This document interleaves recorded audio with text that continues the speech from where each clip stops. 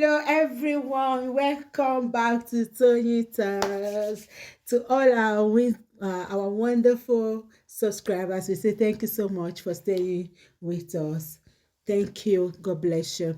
And if you're new here, we're so happy you find us. Please don't forget to like and share our videos. And don't forget to subscribe as well. And do not forget to hit the notification bell so you'll be notified for upcoming videos in the comment section. Please, beg you. No derogative comments. Thanks for watching. We'll see you in our next video. Stay safe, stay blessed. We love you. Bye. Ẹ bá mi bet. Ọlọ́run máa ń fún aṣebi ní ìkà kó tẹ́ra ẹ̀ lọ́rùn. Ṣùgbọ́n tí ọjọ́ ìdájọ́ Ọlọ́run bá máa dé, ẹ̀yin gan abake. I swear with my living God. Ẹ wo game tó gbá fún Bàbá Ìjẹ̀ṣà. Ṣé bá pé game tó gbá fún Naira Marley náà nìyẹn. Wọ́n bẹ̀rẹ̀ sí ní ju fídíò kékèké síta. Kò ní yẹ ẹ ní kúre block mo ti block ẹni. Ṣé ń gbọ́ mi ṣá. Ẹ rí pé game tó gbá fún Bàbá Ìjẹ̀ṣà ló gbá fún Naira Marley. Ẹ rí pé gba Naira Marley Ìyábọ̀ fẹ́ gbé ikú Mohbad kúrò lórí ìyàwó Mohbad. Ó bẹ̀rẹ̀ sí ní sọ fún wa pé Naira Marley ló pa Mohbad. Ṣé rántí ọmọ ẹ̀ wá lọ mú cut and join video ó wá ń jù síta ó wá ń yin jẹ ṣé lọ pé nǹkan tó ṣe fún Bàbá Ìjẹ̀ṣà náà nìyẹn. Ó lọ cut video ṣé rántí ìgbà tó bá kọ́kọ́ sọ pé Mohbad kú ó wá lọ gbé ọwọ́ egbò kékeré wọ́n bẹ̀rẹ̀ sí ní ṣọ́ wa wọ́n ní nǹkan tó pa Mohbad nìyẹn. Tí ò bá ń ṣe àwa ta nílàkàyè báyìí Ìyábọ̀ ti gba ayé jẹ́ Fúlàní X-Men ní Ìyábọ̀. Ẹ gbọ́ mi ṣá. Ṣé rí pé game tó ń gbá lọ́wọ́ yìí game tó ń gbá fún Naira Marley àti Mohbad ni. Ṣé rántí pé ìgbà tó sọ fún wa pé Mohbad kú ṣé rántí ó wá lọ ṣú ọwọ́ kékeré.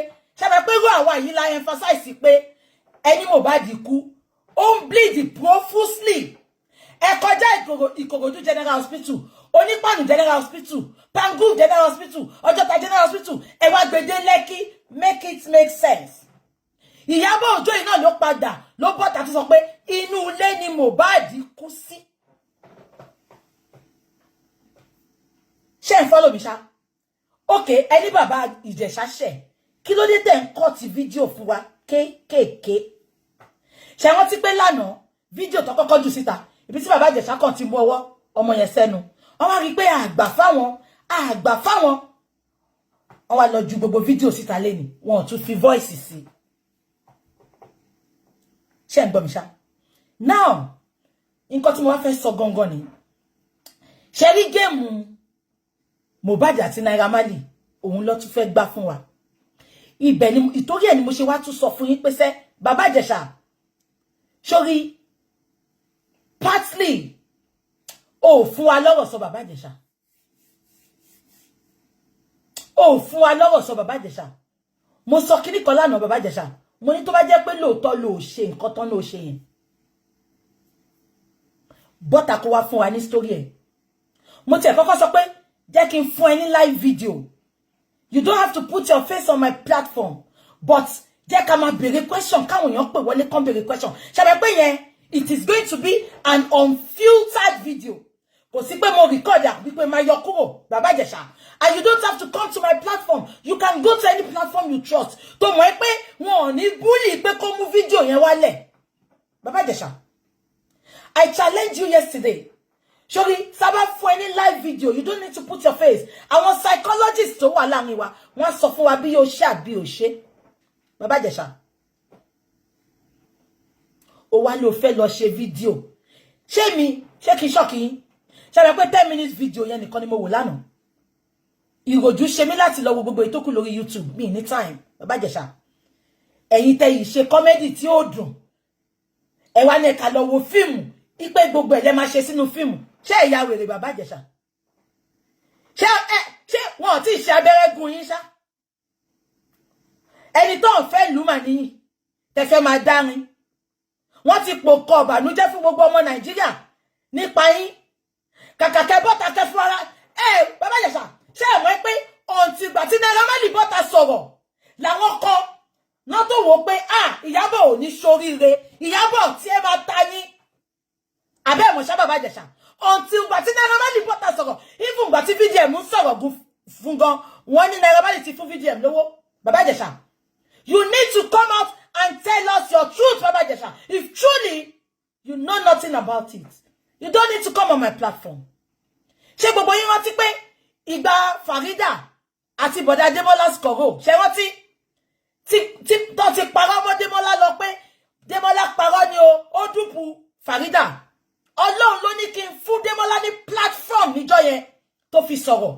Tí gbogbo ara rí pé Farida ló mess up, ló parọ́, ló force ara ẹ̀ lé Démọ́lá lórí. Ṣé rántí? Ká sọ pé Démọ́lá mo fún ní platform kó sọ̀rọ̀ ni, gbogbo yín ti cancel Démọ́lá. Àbẹ́ rántí? Rántí ṣá? Bàbá Ìjẹ̀ṣà, I am telling you this for free. You don't need to come on my platform.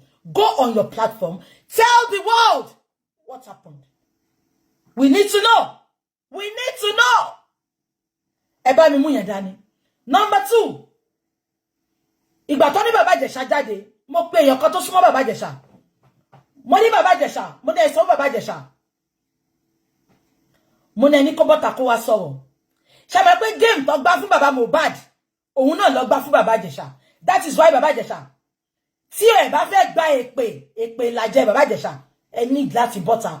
Àwọn tó ń support yín tó ń jà fún yín, a need láti rí pé ìjà gidi là ń jà fún yín Bàbá Ìjẹ̀ṣà. But máa sọ kíní kan fún gbogbo yín lẹ́ni. Ṣé rántí pé ìgbà tí Mohbad kú, for like 3 weeks, Bàbá Mohbad ò bọ́ta sọ̀rọ̀. Ṣé rántí? Ṣé rántí? Kàkà kí Bàbá Mohbad sọ̀rọ̀, Àṣànà ló kọ́kọ́ bọ́ta tó ní Bàbá Mohbad ló pa Mohbad. Ṣé gbogbo yín rántí? Later tí Bàbá Mohbad tí Àṣànà bọ́ta, after a week, ṣé ń gbọ́, wọ́n lọ gbé ìyá Mohbad wá. Ṣé rántí? Èmi gangan bọ́ta mo ní ìyá Mohbad ti kú ni o, tí ìyá Mohbad ò bá kú, ọmọ ọ̀n lè ṣe ọmọ ẹ̀ báyìí. Ṣé rántí? Ó wá lọ gbé ìyá Mohbad náà wá kó wá sọ̀rọ̀. Ṣé rántí? Ìyá Mohbad náà ní Joshi ni o, ẹ bá mi wá Naira Marley o, ẹ bá mi wá Naira Marley. That was the script tí Ìyábọ̀ kọ fún wọn. Ìyábọ̀, ojú ẹsí ẹ ti ṣú, ó dẹ̀ ṣetán tó máa rọ̀. Ṣé ń gbọ́ mi ṣá? Ṣé gbogbo yín rántí? Bàbá Mohbad ò sọ̀rọ̀, bàbá yẹn ṣàdákẹ́ ni. Wọ́n wò bí ẹ̀fọ́ ṣọkọ tó ti rọ. Even nígbà tán sin ọmọ wọn, kọ́nà lọ jókòó sí. Ṣé rántí? Àṣẹ àti ìmọ̀ pé wọ́n sọ fún Bàbá Mohbad kó má sọ̀rọ̀ ni. Ṣé rántí? Tó dídé kò ní yẹ gbogbo àṣìbábábá olórí burúkú ìkà. Tó dídé, until you come out to tell us what happened in that evil WhatsApp group, you are just deceiving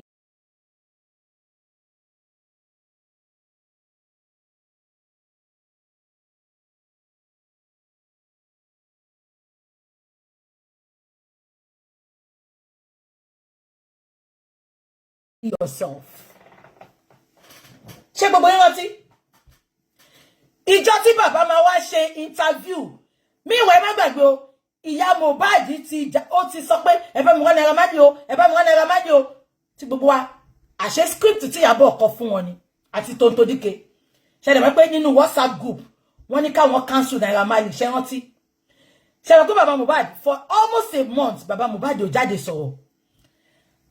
After that month, tó sí Mohbad, BBC Yorùbá, ó wá lọ interview Bàbá Mohbad.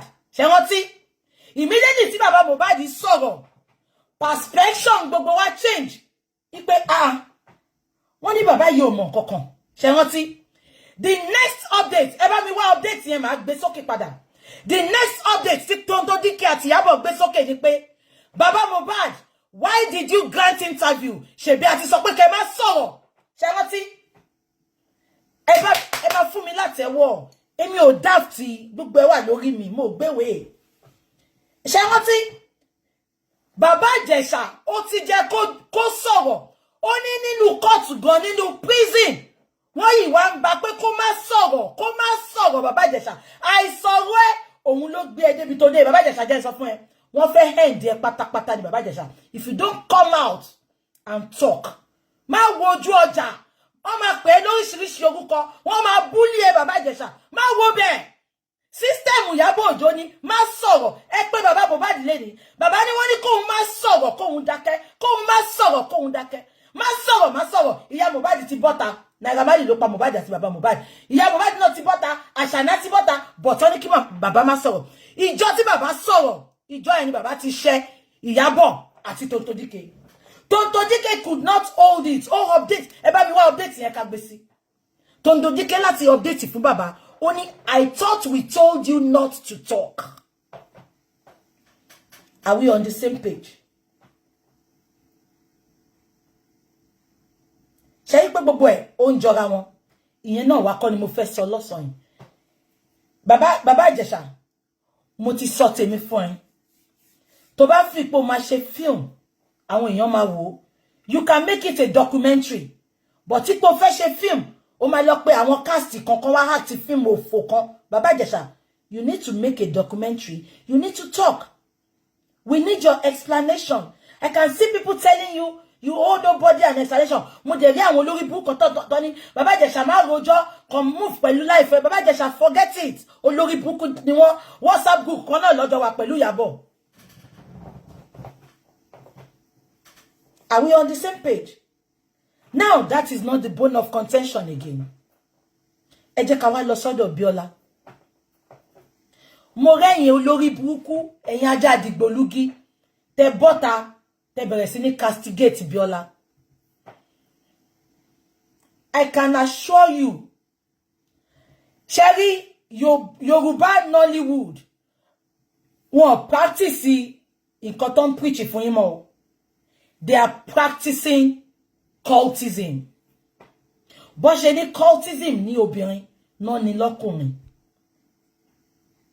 Gbogbo ẹ̀yin tẹ́ ń wò mí lọ́sàn yìí ẹ kọ́kọ́ di orí yín mú kí Ọlọ́run má fi àtijẹ yín àti mú yín sórí íńtánẹ́ẹ̀tì nìkan kí Ọlọ́run má fi àtijẹ yín àti mú yín sí ọwọ́ ọ̀tá yín gbogbo yín ẹ rí pé máa ń sọ fún yín pé mi ìfẹ́ advert I don't want to have anything to do with anybody on social media I just want to come and be free mind ṣé mo wá tí mo ṣe máa ń sọ bẹ́ẹ̀ ìtorí nǹkan tó ṣẹlẹ̀ sí Bíọ́lá Adébáyọ̀ ni two things ló ṣẹlẹ̀ mo gbọ́ pọ́n ní Bíọ́lá ti mú fídíò yẹn wálẹ̀ á mú wálẹ̀ máa sọ nǹkan méjì tó ṣẹlẹ̀ fún yín ṣé gbogbo yín rántí pé bàbá Ìjẹ̀ṣà sọ statement kan òun kọ́ ló lọ bá Bíọ́lá ló ní kó wá ṣe interview lọ́dọ̀ òun ṣé ń gbọ́ mi ṣá Bíọ́lá dẹ̀ ṣe interview yẹn ẹ̀yin olórí burúkú táyé yín máa bàjẹ́ tẹ́ ẹ̀ ní rájé jẹun láyé yín ẹ wá ń blame Bíọ́lá pé ó ṣe máa ṣe interview fún ẹni tó ti bàbá Ìjẹ̀ṣà tó jẹ́ pé rapist ni ipe pedophile ni àbí gbogbo yín ti gbàgbé pé ṣé wọn ẹgbẹgbẹ́ ẹ̀sìn ọkọ tó yàn àìmàkù ìgbà tó lọ sẹ́wọ̀n tó dé ó wá ṣe podcast àwọn èèyàn gbọ́ tiẹ̀ Shina Rambo ògbójú ọdẹ nínú igbó orúmọlẹ̀ tó jalè tó mi gbogbo Nàìjíríà tó dà wọ́n láàmú kìtìkìtì ìgbà tó lọ sí prison tó dé Moabudu ó fún ní audience Moabudu gangan ló ṣe interview fún the great Moabudu one of the most intelligent journalists in Nigeria Moabudu ló ṣe interview fún wọn right here off anini ṣé gbogbo yín rántí pé ẹnìkan lọ ṣe interview lọ́dọ̀ Yínká Ayéfẹ́lẹ́ ṣé rántí tó sọ pé òun ti pa èèyàn òun máa ń jẹ èèyàn Yínká Ayéfẹ́lẹ́ sọ́njọ́ yẹn pé bàbá ṣe mọ̀ túmọ̀ nǹkan tẹ́ ń sọ ìṣá ṣé lóòótọ́ lẹ̀ ń sọ ó ní ọlọ́pàá má lè mú yín bàbá yẹn sọ pé ọlọ́pàá ò lè mú mi because mo ti serve prison sentence mi mo kàn fẹ́ yẹ kí ọ̀rọ̀ mi kí gbogbo ayé gbọ́ ni. Are we on the same page? Now mo wá ń bi yín ẹ̀yin olórí burúkú tẹ́ ń bọ́ta tẹ́ ń sunkún tẹ́ ń datọ́ sí wa lára kí wá ló ṣẹlẹ̀ tẹ́ sọ pé Bíọ́lá ò lẹ́tọ̀ọ́ láti interview bàbá Ìjẹ̀ṣà bàbá Ìjẹ̀ṣà ti serve prison sentence ẹ̀ Mú bàbá Ìjẹ̀ṣà báyìí pé ó ṣe nǹkan tó ṣe yẹ́sẹ̀ la gbọ́ nǹkan tí Ìyábọ̀ àti princess àti olórí burúkú Adétóun Àbòkù sọ̀rọ̀ olóṣì lòun ò kí ń parọ́ ó ní wòlíì lòun Adétóun ìwọ tó sọ fún wa pé Mohbad abẹ́tí gbàgbé Adétóun ni Mohbad mo ń dáná lọ́wọ́ Mohbad ń jó Mohbad kí lẹ́rọ bí mo ṣe pè lágbókù sọ̀rọ̀ ṣé irú Adétóun yẹn ló fẹ́ máa sọ̀rọ̀ tá fẹ́ máa gbọ́rọ̀ ẹ̀ á ṣí èrè tó yẹ pé Mr. Ben ní London ń bí gbogbo wa la rí pé Mr. Ben ò fọwọ́ kàn ó pe ọlọ́pàá báyìí ó ń sọ fọlọ́pàá pé Mr. Ben ó ń tọ́ọ̀chì òun ó hàrá sí òun ṣé àwọn yẹn ló fẹ́ jẹ́ àríkọ́ṣe fún yín ṣé àwọn yẹn ló fẹ́ wá máa sọ̀rọ̀ tẹ́ fẹ́ máa bìlíìfù wọn àwọn tó yẹ pé wọ́n ti parọ́ oríṣiríṣi abẹ́gbàgbé ni tó ní Mohbad sọ pé Mohbad gbé báàgì mi dání Mohbad mò ń gbọ́ ó yá máa sọ̀rọ̀ kò ní yẹ gbogbo yín kò ní yẹ ẹ̀yin manipulator mọ irọ́ oríṣiríṣi tí Adétóun ti pa lórí social media Adétóun kò ní yẹ ọkọ ẹ kò ní yẹ alátìlẹyìn Adétóun ò ní jèrè láyé ò ní jèrè lọ́run olórí burúkú ṣé gbogbo yín mọ Dr. Fẹ́mi kan báyìí tó wà ní Nàìjíríà tó jẹ́ pé ìyá ìyàwó ẹ̀ ló bọ́ta ló tú àṣírí ẹ̀ ipe ó ń bá ọmọ ẹ̀gbọ́n ẹ̀ tó ń gbélé wọn sùn ọmọ 10 years old ni Dr. Fẹ́mi ń bá sùn Dr. Fẹ́mi yẹn wá jẹ́ èèyàn Adétóun àti èèyàn Mọ́ráyọ̀ tó wà ní TVC Fẹ́mi Ọlálẹ́yẹ God bless you Adétóun bọ́ta ń gbà yẹn ó mọ̀ ìpé bọ̀bọ̀ yìí evidence kúnlẹ̀ ìpé bọ̀bọ̀ yìí ó bá ọmọ 10 years old ọmọ àbúrò ìyàwó ẹ̀ tó ń bá wọn gbé ó bá sùn tí gbogbo wa rí Adétóun bọ́ta ó ń jà fún bọ̀bọ̀ yẹn ó ní kò ṣe bẹ́ẹ̀ òun àti Mọ́ráyọ̀ Brown Adétóun yẹn ló wá bọ́ta lẹ́ni ló ń sọ̀rọ̀ bàbá Ìjẹ̀ṣà Adétóun mo challenge ẹ mo gbé ẹ sórí challenge Adétóun bọ́ta kó wá sọ fún wa pé wà àti bàbá Ìjẹ̀ṣà dóra yín rí bàbá Ìjẹ̀ṣà àti Adétóun wọn dóra wọn ṣé rí ogun tó ń jà bàbá Ìjẹ̀ṣà ogun chop and clean mouth ni mo sọ fún ilé ẹ̀kọ́ pé bàbá Ìjẹ̀ṣà òdòbòdòbò ni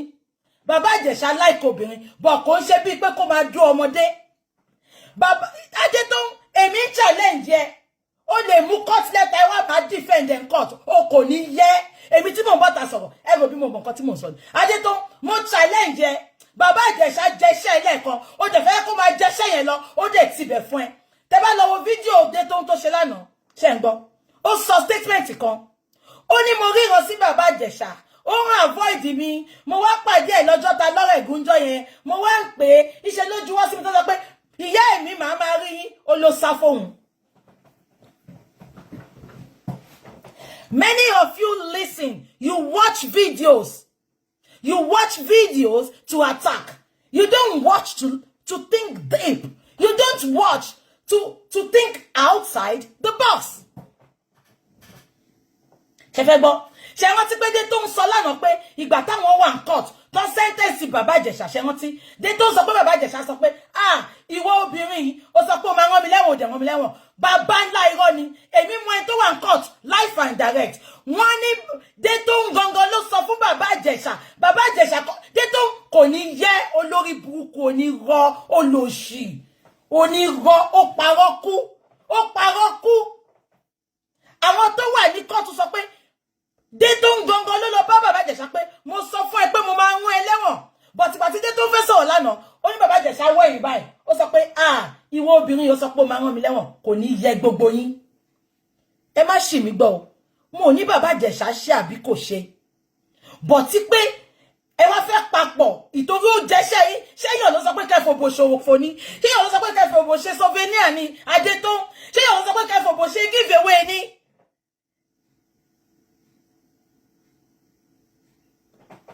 ṣé ń gbọ́ mi ṣá ẹ tún mú yẹn dání